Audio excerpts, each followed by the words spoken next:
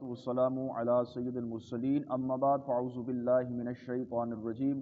بسم اللہ الرحمن الرحیم الصلاۃ والسلام علیک یا رسول اللہ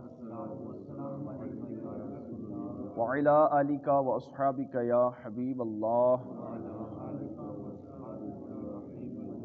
آج انشاءاللہ ہم اللہ تبارک و تعالیٰ کے فضل و کرم سے سورہ اعراف کی آیت نمبر 156 اور 157 کا ترجمہ و تفسیر پڑھنے سننے کی سعادت حاصل کریں گے۔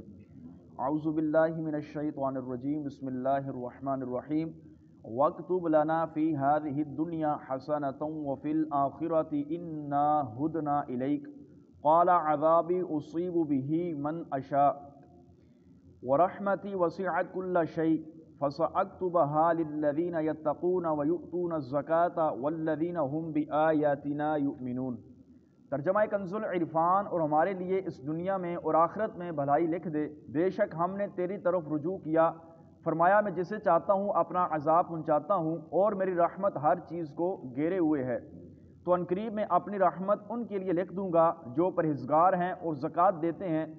اور وہ ہماری آیتوں پر ایمان لاتے ہیں۔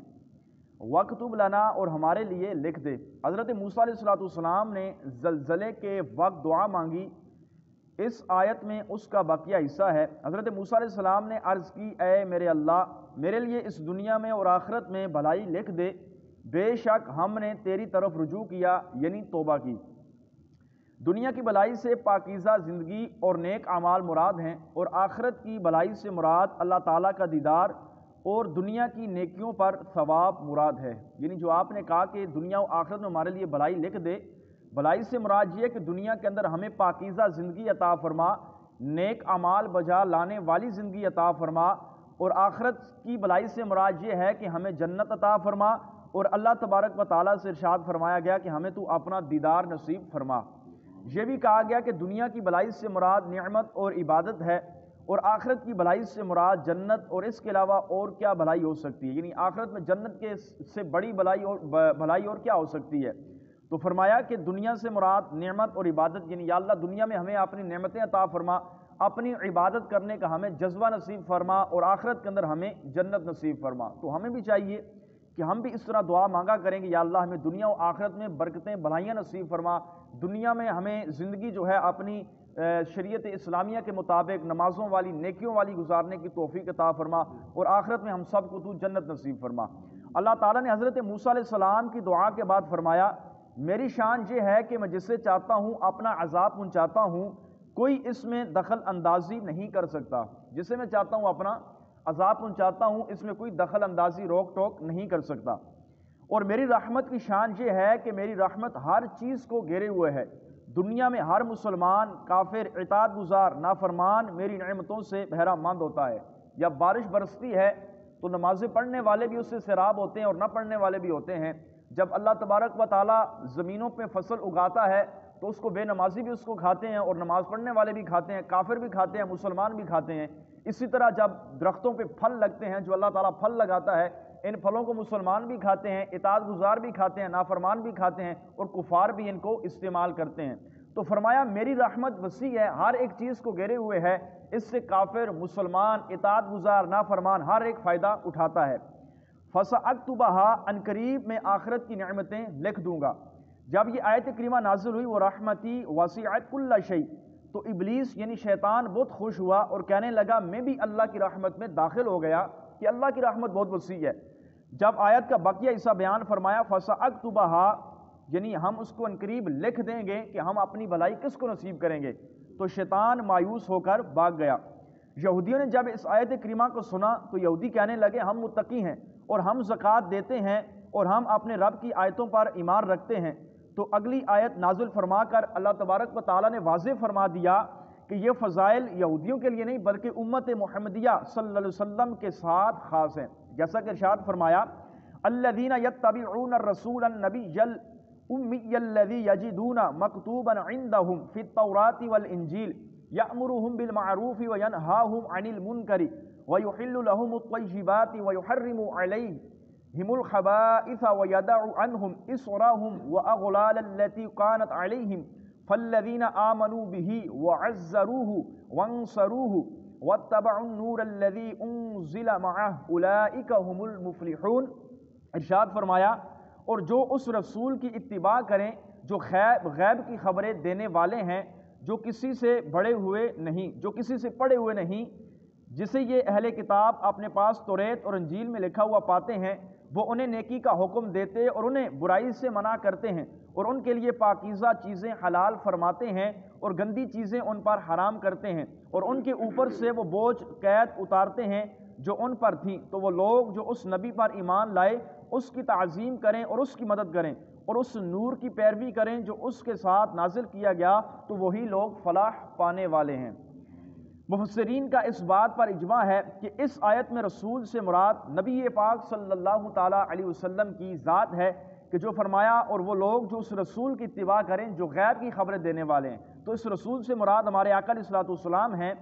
اور آیت میں نبی پاک صلی اللہ علیہ وسلم کا وصف رسالت ذکر کیا گیا، یعنی آپ کو رسالت کے ساتھ ذکر کیا گیا، بیان فرمایا گیا، یہ آپ کا وصف ہے، کیونکہ آپ علیہ الصلوۃ والسلام اللہ تعالیٰ اور اس کی مخلوق کے درمیان واسطہ ہیں اور رسالت کے فرائض ادا فرماتے ہیں۔ اللہ تعالیٰ کے امر و نہی، شرائع و احکام اس کے بندوں کو پہنچاتے ہیں، یعنی اللہ تعالیٰ نے جن کاموں سے منع کیا ہے، جن کاموں کے کرنے کا حکم دیا ہے، اسی طرح اللہ تعالیٰ کی شریعت اور اس شریعت اسلامیہ کے جو احکامات ہیں، نبی پاک صلی اللہ علیہ وسلم ان کو اپنے غلاموں تک پہنچاتے ہیں اور آپ نے اپنے غلاموں تک پہنچایا ہے۔ اب صبح قیامت تک کے لیے آپ کے احکامات، آپ کی نہیں اور آپ کا امر ہی چلے گا۔ اس کے بعد آپ کی توصیف میں نبی فرمایا گیا، فرمایا کہ ان الذین یتبعون الرسول النبی الامی الذی، تو یہاں پر نبی جو آپ کو فرمایا گیا، سیدی اعلیٰ حضرت امام علیہ سنت رحمۃ اللہ تعالی علیہ نے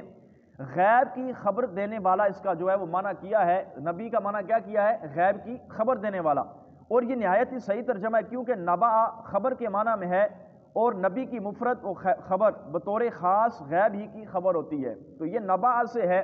نبا ایک فعل ہوتا ہے یہ صرف کا، نبا ینبئ باب سے ہے یہ، تو اس کا مطلب بنتا ہے غیب کی خبر دینے والا، کسی چیز کی خبر دینے والا۔ تو فرمایا نبی کی منفرد یعنی اکیلے نبی کی خبر یہ بطور خاص غیب ہی کی خبر ہوتی ہے، اور اس سے مراد غیب کی خبر لینا بالکل درست ہے کہ نبی کا مطلب ہوتا ہے غیب کی خبر دینے والا۔ قرآن کریم میں یہ لفظ خبر کے معنی میں باکثرت استعمال ہوا ہے۔ ایک جگہ اللہ تعالیٰ نے ارشاد فرمایا قل هو نبأ عظیم، تم فرما دو قرآن ایک عظیم خبر ہے۔ ایک اور مقام پر فرمایا تلک من انباء الغیب نوحیھا الیک، جو کچھ غیب کی خبریں ہیں جو ہم تمہارے طرف وحی کرتے ہیں، یعنی یہ کچھ غیب کی خبریں جو ہم تمہاری طرف وحی کرتے ہیں۔ آگے فرمایا فلما نبأہم باسمائہم، تو جب آدم نے انہیں تمام اشیاء کے نام بتا دیے، تو یہ ساری کی ساری آیت کریمہ ہیں جو اس بات پر دلالت کرتی ہیں کہ نبی جو ہے اس کا مطلب ہے غیب کی خبر دینے والا۔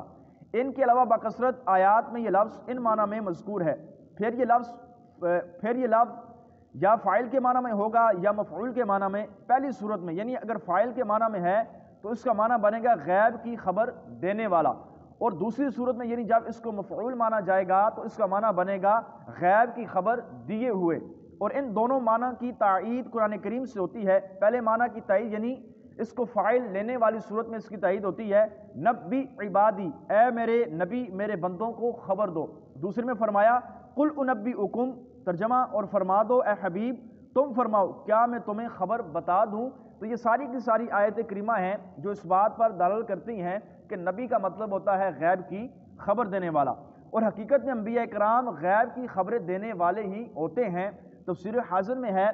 آپ علیہ الصلوۃ والسلام کے وصف میں نبی فرمایا کیونکہ نبی ہونا اعلیٰ اور اشرف مراتب میں سے ہے، اور یہ اس بات پر دلالت کرتا ہے کہ آپ علیہ الصلوۃ والسلام اللہ تعالیٰ کے نزدیک بہت بڑا درجہ رکھنے والے ہیں اور اس کی طرف سے خبر دینے والے ہیں۔ امی کا ترجمہ اعلیٰ حضرت نے بے پڑھے فرمایا ہے۔ آگے فرمایا نا ان الذین یتبعون الرسول النبی الامی الذی، امی جو ہے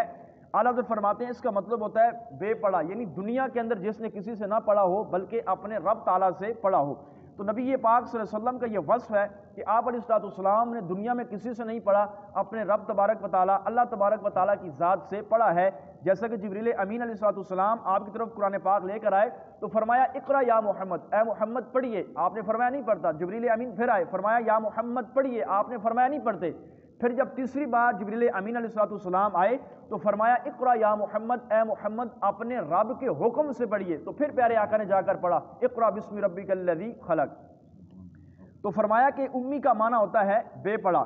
ترجمہ یہ بالکل حضرت عبداللہ بن عباس رضی اللہ تعالیٰ عنہ کے ارشاد کے مطابق ہے، اور یقیناً امی ہونا آپ علیہ السلام کے معجزات میں سے ایک عظیم معجزہ ہے کہ دنیا میں آپ علیہ السلام نے کسی سے نہیں پڑھا، اور کتاب وہ لائے جس میں اولین و آخرین اور غیبوں کے علوم موجود ہیں، یعنی ایسی کتاب لائے کہ جس میں اول سے لے کر آخر تک اور دنیا کی ہر ایک چیز کا بیان جس کے اندر موجود ہے۔ تو یہ نبی پاک صلی اللہ علیہ وسلم کا عظیم وصف ہے کہ آپ علیہ السلام نے دنیا میں کسی سے نہیں پڑھا بلکہ اللہ تبارک و تعالیٰ کی ذات سے حاصل کیا جو بھی حاصل کیا۔ اللہ تعالیٰ کی بارگاہ میں دعا ہے اللہ تعالیٰ ہم سب کو جو کچھ پڑھا سنا اس پر عمل کرنے کی، دوسروں تک پہنچانے کی توفیق عطا فرمائے۔ کل کے انشاءاللہ درس ہمارا توریت میں جو نبی پاک علیہ السلام کے اس آیت کریمہ کے تحت جو اوصاف بیان کیے گئے ہیں انشاءاللہ وہ سننے کی سعادت حاصل کریں گے۔